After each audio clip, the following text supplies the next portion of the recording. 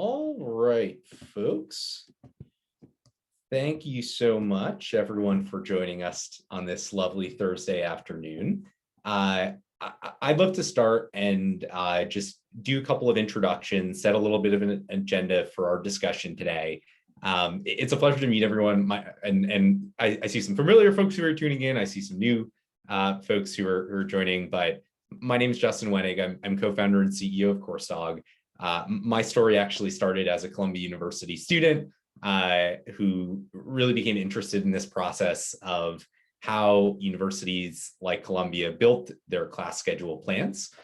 We really started as students experiencing this problem with trying to get into the computer science classes we wanted to take. Today we work with about 85 universities and quite a few business schools to support scheduling, curriculum planning, and other needs. And we'll talk about that in a little bit, but I'm honored to be joined by a couple of the folks from CBS who are some of our earliest partners and folks that I've learned a ton from, just to have this discussion today about the challenges and involved with class schedule planning and how to think about change management associated with that. But I'll give it to you, Crystal, to give a little introduction and your background. Perfect, thank you. Hello, everyone. My name is Crystal Dow. Funny story. I joined CBS 2 days before the city shut down. So I've only been on campus a few times, but it's a beautiful place. I've had the pleasure of working with Justin and Mara on one of my first projects, which was jumping in to help launch Coursedog for our course planning for year-long planning. And we'll talk about this later, but it's been a great journey. We've learned a lot. And excited to share that with you all. Awesome. Kate? Great, thanks, Justin and Crystal. My name is Kate Haupert, and I work on the same team as Crystal. And I've been here since we started the Coursedog Implementation. And as Crystal said, it's been a great journey, and we're both really excited to be here today to talk more about it. Awesome. Thanks, Crystal and Kate. So I told my story, but I was a firsthand scheduler as a student at Columbia University and got exposed to the admin planning side, and really excited to connect with all of you folks today.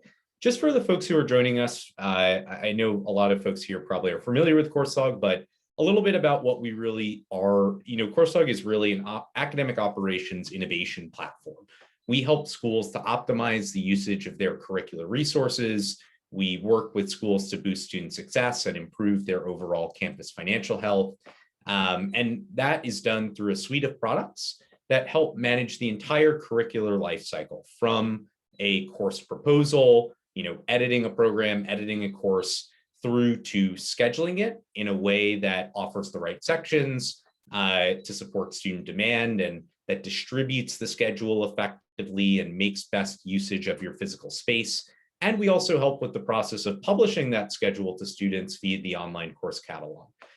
For the purposes of today, we're really going to focus on some best practices and learnings around change management when it comes to the class schedule planning process. And just to define what we mean by the class schedule planning process, we're really talking about the process of an administrator deciding what sections are going to be offered to support students' demand, at what times and what rooms with what faculty, really making the best use of those resources in a way that's also done efficiently so that we can really focus as administrators on what matters. I will give it now to Kate to just speak a little bit about the background of Columbia Business School and some of the context for which we talk about change management today. Great, thanks, Justin. You see some of the key points on the screen, but I think one thing that I want to hone in on is for planning and scheduling, we were using a homegrown system that was not cloud-based, the system itself was not very robust, but just the logistics around saving of the workbook that we were in, and then translating it to any sort of usable data or using it for analytics just wasn't really happening. And another piece that is really important to note is we were at one point kind of planning term by term, but it's really important for us to be able to plan an entire academic year at one point. And that just wasn't possible with our homegrown system. So those, that was one of the biggest goals when we moved to Coursedog. But it's only the business school at Columbia, but we offer a lot of electives and we offer a lot of core courses. So it could get really, really complicated quickly. And that's when we sort of realized we needed a solution other than this homegrown system. And Justin, I saw you pulled up some of our pain points, but that piece, that first bullet point, the lack of a source of truth. So this was really important, especially when we switched to online and then went to some courses being online and some courses being high flex. We needed a place where anyone could go and figure out what format a class was being taught in, and if a room was being reserved for students or if it was just going to be an instructor in there. And with Coursedog, we're really able to sort of go in and do all of those things. We also, our schedule is very faculty driven. We have, being in New York City, we have an abundance of amazing adjuncts, and our full-time faculty are incredible as well. So it's important that they can teach what they are experts in. And when you have so many adjuncts and faculty that are on sabbatical, scheduling can get a little challenging at times. And sort of the next point, there were sort of after we thought the schedule was set, there would be these changes that would come up, and sometimes we needed the change to not happen, but oftentimes the change was okay and would be beneficial to students and faculty, but it was just really hard to manage what to do with that change. And then, I think it was a really time-consuming process, just sort of trying to figure out who saved what last. Is this the right schedule? Wait, there was an update. We need to update everybody because we don't know who got the update. And then I think, this point about having an audit trail, it wasn't, a lot of people touch scheduling at this school. A lot of people prove different parts of the scheduling process. So it wasn't so much about an audit because people were making mistakes or doing something nefarious. It was more just about when something changed, we needed to get that information out quickly. We needed to show what those changes were and when they should apply. And then the last piece is really important because we have so many people working in our old system. We really couldn't enforce deadlines. There was no way to sort of say, okay, this is the deadline. We're done. We're shutting things down. Because if we completely shut it down, then some of those little changes that inevitably were going to happen, we had no way to actually process those. But then some of the bigger changes that should have been done beforehand, people knew it was going to be open, so they weren't always changed on time. So those are some of our big pain points, and when we really started to think, okay, we need some better system, and that's when our Coursedog journey really began.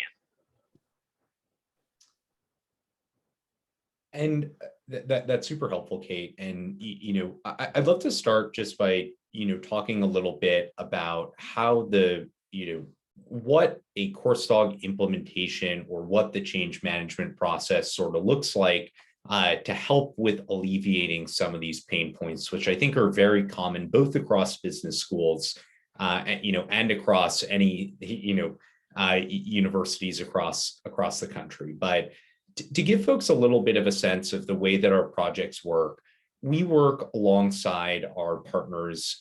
Everyone is assigned a project manager, and we have some sort of a data engineer or a technical contact who can support with the process of an integration, whether that's an SIS integration or if you have a homegrown system or whatever that is. Throughout that process, we sort of put together a project timeline and coordinate, these one-on-one meetings to help with really understanding your pain points and needs. And specifically upfront in that process, we'll say, hey, what's the data that we're looking to get and schedule for? And what's the data that we're hoping to send back to any of your external systems? Throughout that process, we really come up with sort of a design document to be able to say, what is a platform going to look like that's going to enable the best stakeholder buy-in so that we're actually able to drive process efficiencies, reducing the long-term cost of our administration and really boosting student success throughout the scheduling process. And at CBS and at many of our institutions, we build these sort of custom end user guides, right? Coursedog is super configurable. We work alongside you to set up the workflows, the rules, the fields, things of this sort. And we'll give you these personalized training sessions to help with that rollout. I'd love to hear a little bit from, the CBS folks about how you thought about, obviously a platform like Coursedog touches a lot of different schedulers throughout your campus. And not all folks are the most technically savvy or, are always open to this idea of changing any of their business processes. How did you think about establishing end user buy-in as you thought about adopting a new software platform?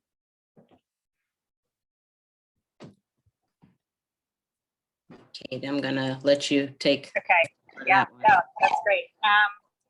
So, I mean, I think, again, a lot of the great points are sort of laid out on this slide here, but for us, because we were doing this implementation and really building out a process because we didn't have ways to enforce a lot of our deadlines before.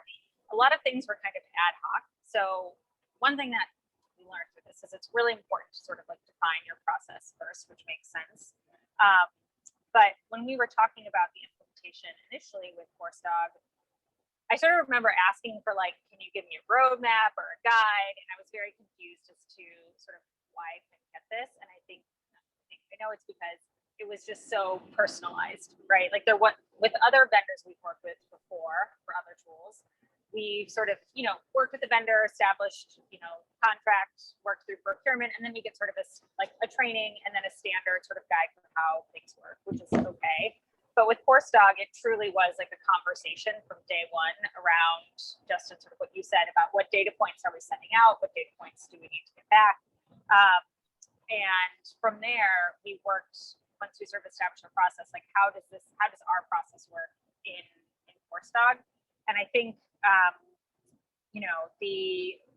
the piece of training it wasn't just training, it was just the whole process was so easy with Coursedog. I think Coursedog is a great tool, certainly, but I think actually the exercise of implementing and configuring the tool at CBS was one of the most helpful exercises we've ever gone through. And just the support we got and continue to get is huge.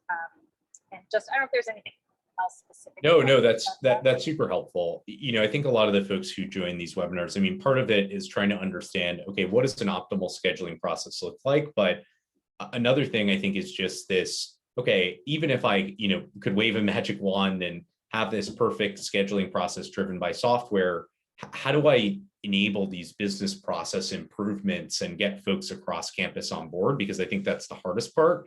And I think that I think you summed it up really well, which is this idea that really digging into the way that the process works on a very granular level and being able to create something that's highly configurable to the institution's needs really helps with that end user buy-in process, because we're not, shoving something onto them. They're a part of the actual sort of design process, if that makes sense. But no, I thought that was super helpful.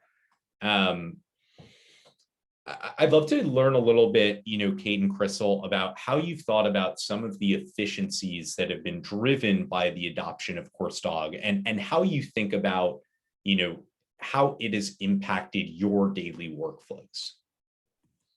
I think like a joke here is that I don't know a world before Coursedog at CBS, but I can speak to just listening to Kate and other folks speak about the previous system versus what we have now with Coursedog. Having a single source of truth for course data has been tremendous. Like the ability for any team to go into Coursedog and just so easily see what's laid out for the year or term, see if something's missing, if something's incorrect, is like mind-blowing. The system itself being cloud-based versus our previous system, the ability for multiple teams to be in the system without messing something up or kicking someone out, greater accountability for inputting course data. We've been able to look at year-long plans holistically and identify gaps in course offerings, which has been super helpful on our end and on the students' end. We can add more electives, we can up the enrollment for a core course, like we can just easily see that and make those changes in real time. We've been able to streamline the course change process. So after we're done with the planning process, if there's some sort of change, we need to update a professor or anything on the division's end, we now have a work plan where, they put in their request, it goes to the next team that needs to approve, and then goes to the dean who can give the final approval without any of us creating an email, trying to contact someone or see what these changes are. It's just allowed for like a much greater accountability for how we input data, when we input data, who did it, why they did it. Additionally, on that point, being able to identify overteaching, which is costly. You mentioned previously, like cost savings using the platform. This has been a huge one for CBS, where we can identify those professors who are overteaching and flag that for the dean's office so they can handle that, whether it's approving it or pushing it to another term. Ease of communication with various people. Like I think from the beginning, there's always a new feature in Coursedog being launched, which is super helpful.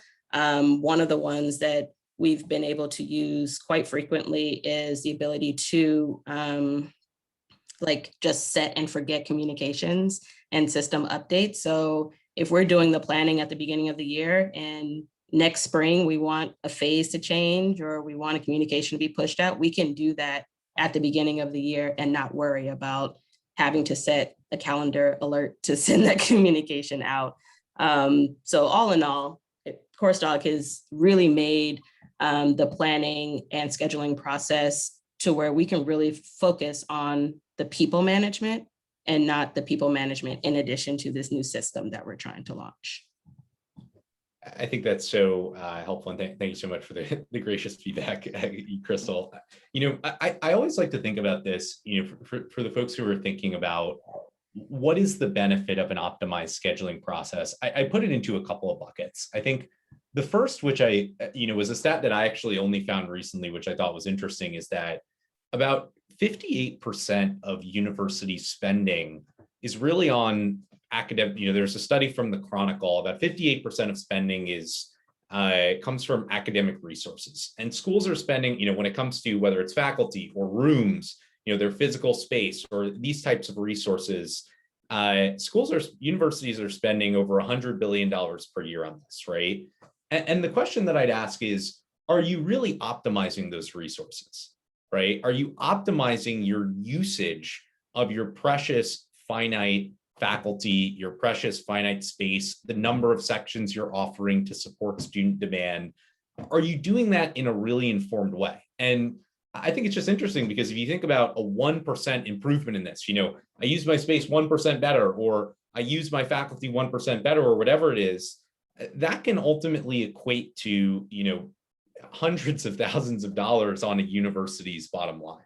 I think the second bucket that I always think about is time efficiency, right? In a post-COVID world where we're all stretched in a million different directions, mentally, but also with our workload, is it a good use of my time to be manually processing spreadsheets or looking at errors or manually entering data into a third-party system, and what is the value of my time or, anyone's time in administration if I can act a little more strategically, right? In viewing reporting, in being able to work to plan, the next big thing that's going to really support my students. And what is really the value of that time in supporting student success? And then the last one I'll just say is, I think the overall, I always think about visibility, right? An invisible process is one that is not optimized. An invisible process is one that is not only is it not optimized, but it's probably really inefficient. And there's potential for error, right? You could end up with a literal error that is the difference between you getting out an effective schedule for students and them not even being able to register, right? And so I think that having a platform where things are really visible ultimately gives you that operational control to be able to say, hey, here's what I really want in terms of outcomes from my resource usage across campus. But that's my pie in the sky ideas of things. But and then I guess I'd love to just talk a little bit about how Coursedog acts as a strategic partner to universities. I think first and foremost is we really work with our partners as best practice consultants. I think that Coursedog on its own, without its sort of project management or consulting work or whatever it is I say this to school, it is a overpriced workflow tool. The benefit of a platform like Coursedog is that you get to re-examine your processes to make them more efficient and to use data to make changes, right? Changes that really benefit your university. And again, in a post-COVID world, we're seeing so many of our campuses that are cutting out underutilized sections, expanding overfilled sections, mapping classes better to student demand, distributing the schedule so that they actually are making good use of their resources. Coursedog gives you the leverage to be able to do that and the recommendations. But I think that really a lot of the value is in the consulting here. Some of the other ways I think that we, for CBS, helping to move toward a year-long planning cycle, there's a ton of research from both ACRO and from some higher ed research organizations like EAB that suggests that moving toward more of a year-long planning cycle, or even a 2-year planning cycle in some institutions' case, just gives such better visibility into cost for instructors, for faculty workload, for things of this sort, and just results in a lot more time efficiency and ability to proactively identify bottlenecks for students. So for those of you that I know some of the folks here on more of a term-by-term planning cycle, Coursedog does support that, but I do think that as a part of sort of implementing a best practice, this is one way that you really can see a big process improvement, is moving away from this concept of just-in-time planning. Oh, my faculty says I need X, Y, and Z. Let's do it now. That is where the stress and the sweat comes from. And then last but not least, I think that we try to pride ourselves on a design. We are design partners, right? Coursedog is a company we're a young company, right? We're a 3.5-year-old company. We're founded by students. We've grown a lot. We're 55 employees now. We work with quite a few institutions, but we're constantly working with schools on developing new features to support their needs. And if I were a school, when I'm thinking about who do I want managing, the future of my resources as higher ed changes for us to have more hybrid classes and schools are a little bit more business centric with their case for each individual section they offer. I think ideally, you're working with someone who is innovating in that similar direction.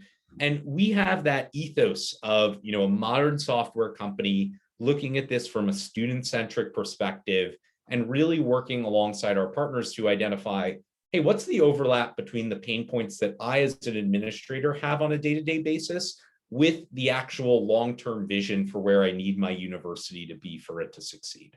I don't know, Kate or Crystal, if there's anything else that you folks want to add just on this idea of partnership, but I think that's a fairly good summary.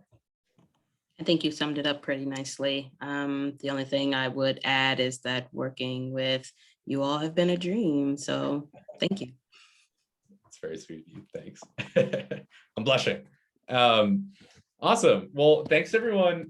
For those of you that are joining, I'll give a really quick, just 10-minute demo to overview what the Coursedog class scheduling product is. I know that some of you who are here have already seen it, so feel free, if anyone has questions at this time, feel free to just put them in through the Zoom chat at the bottom, or you can use the Q&A section.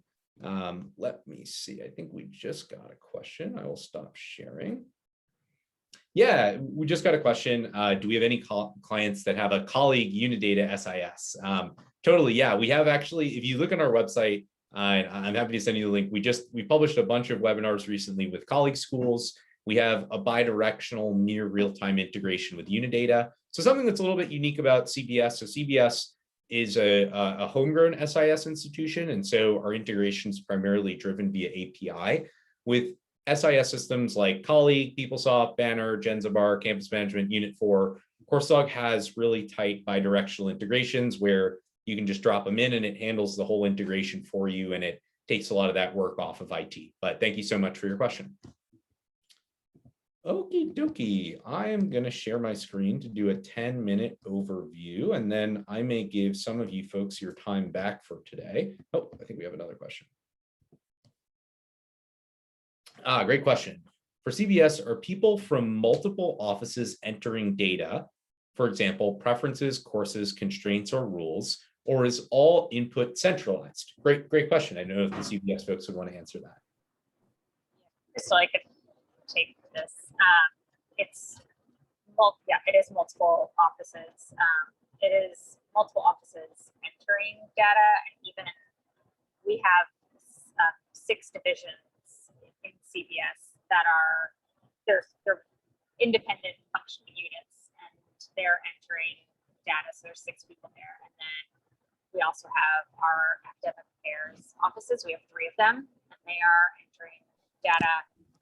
And then we have teams that several dozen people who are entering data for specific courses. So there are a lot of people in there at the same time, which is why a cloud-based system, there's an audit trail and set deadlines has been really, really helpful. Yeah, no, and I think just to give folks context, I think so some of the folks who are joining us today come from, business schools or professional schools. Some of them come from larger, decentralized universities. Coursedog really supports both of these use cases, right? And we usually don't change schools' processes about whether they're decentralized or centralized. I think it's a function of the size of the school, how faculty driven the school is, and other administrative factors. But in general, I think if you've got a lot of different departments and you have a decentralized process, the process of actually entering that data can be decentralized to the department, and then a central administrator can say, hey, here's the rule or the policy that is actually going to be in place to ensure that data entry is done in a way that distributes the schedule and doesn't have errors and can sync back to the SIS. Whereas in a central process, you might use Coursedog's optimizer to say, hey, I'm just going to click a button and automatically do a bunch of scheduling. And so the process really varies based on the type of institution. Cool. All right, I will jump in and do 10-minute demo. I'm on our website. If anyone's seen our website recently, it looks much prettier than before. That's a Coursedog plug. Go Coursedog marketing. So just to give folks a sense, Coursedog really starts with integrating with institution student information system to be able to, bidirectionally to pull out their schedule and drive a lot of this operational reporting. So some of the reports that we see is really helping a school to create this sort of operational leverage are almost all schools are bundling up classes in prime time hours, which often leads to space not being used in an ideal way. Many institutions don't have a good sense of course demand, so perhaps they have quite a few classes that are underutilized, quite a few classes that are overfilled. You may see, right here, if you look at this Coursedog heat map, you might see information around, hey, our schedule is really bundled in this or this time or in this or this room, which it isn't really ideal if we're trying to be good stewards of our space. And what Coursedog does with this is we give you a way to actually fix the schedule and to build the schedule in a way that is student-centric and that makes us good stewards of our resources. So a classic example of how a school might do this is with a standard meeting pattern. I want all my classes on Monday, Wednesday, Friday in half-hour blocks, or I want all my 4-credit classes on Fridays, right? That's a very traditional example, but Coursedog allows you to get a lot more nuance than this. Maybe I want to follow a best practice recommendation from an acro and say, hey, let's not have more than 60% of my classes be in prime time hours, because I know that's going to result in a lot of congestion for our students, right? Or maybe it's that I don't want for those of you that know Colleague or Banner, I see some different SIS folks here. Maybe my SIS doesn't allow me to have multiple primary instructors or doesn't allow me to have information entered in a certain way. And what Coursedog does, and this is different from other scheduling solutions on the market. So some of you might be thinking, oh, are we talking about room scheduling or how rooms work? No, this is not room scheduling. The idea of that was a real it was a rebuttal, but we are the end-to-end both section and room scheduling process, right? So what we're doing is all those fields that you're filling out throughout that scheduling process, whether it's someone going in to say, hey, I want to offer this class from 7:45 a.m. to 8:30 a.m. to, hey, who are the eligible instructors that are able to teach this course? To even, creating these sorts of relationships between sections. Maybe I want to make sure, and by relationship in Coursedog speak, that just means any sort of, hey, maybe Bio 101 or Chem 101 shouldn't be taught at the same time. Or maybe they should be taught at the same time. Or maybe you have on your campus some definition of cross-listing or cross-enrolled or whatever your SIS jargon is. But the idea of this is that Coursedog takes over the spreadsheet. It takes over the pen and paper, and it gives you a single place where either in a decentralized fashion, folks can go in and edit for their department and say, hey, I'm violating this rule, or hey, I'm violating this rule in real time, or where you as a central administrator can come in and optimize the schedule for yourself. And this is really cool because it also enables you to do things like track an audit log. There's built-in workflows. So let's say, for example, if someone says, hey, I want to teach this non-standard meeting pattern, this can be routed via Coursedog's workflow system to the correct approver, right? So maybe someone comes in, they say, oh, I want to offer a class at 2 p.m. Monday, Wednesday, Friday. That can be routed via a workflow to an administrator so that they can see it on a single dashboard and decide whether to approve, reject, ask for more information. And once this ultimately is approved, it'll automagically sync back to the student information system. Cool. Some of the other things, since I know we've got a mix of centralized schools and decentralized schools here, is you don't only, once I've got this reporting, I've got the SIS integration, I've got my rules, and maybe I use some other bells and whistles, like I use some instructor preference forms to be able to gather information about the schedule from my faculty directly. Or maybe I'm doing other things such as, hey, I'm checking a calendar view of the schedule to make sure that it's distributed effectively. Depending on your school, you may be running a optimization. And what is an optimization? It means that rather than me sitting and staring at a screen for a large number of hours and figuring out, oh, do I put room 101 in, this section and section 2 with room 103 and, jiggling with the calendar and doing things like that. I literally can click a button and I will look at all of my faculty's preferences. I'll look at all of the time preferences, and I can just spit out a perfect schedule, right? And the idea about this is it saves you a lot of time. It allows you to be a better steward of your resources. As you may imagine, computers are better at optimizing problems such as resource constraints than the human brain may be, or at least any human brain that I have encountered so far. And all of this just really means that you get some of your time back, you utilize your resources more effectively, and you can just be more effective and productive in your day-to-day work. There's a lot more baked into this. If folks are curious, you've got things like course demand projections and analytics, where I can see some historical enrollment trends, and I can incorporate data from other third-party platforms. But I told folks I'd keep it at 10 minutes today, so I will pause at this time, and I will leave it for any last-minute questions if folks want to ask anything before I give you some of your time back. Sorry for zooming through that. I know I have a tendency to say a million things and click through screens unbelievably fast. Unfortunately, it's a habit that I've developed over many years of going through this problem. I am like a human brain optimizer of scheduling at this point.